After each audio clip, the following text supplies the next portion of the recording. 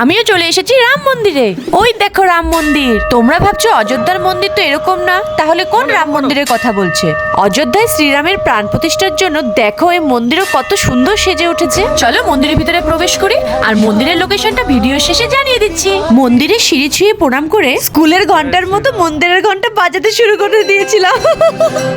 এরপর চলে আসলাম ভেতরে। দরজার মুখোমুখি একদিকে ছিল বজরংবলী আর আরেকদিকে ছিল প্রভু রাম, মাতা সীতা ও ভ্রাতা লক্ষণ। তার পাশেই ছোট্ট একটা হনুমান।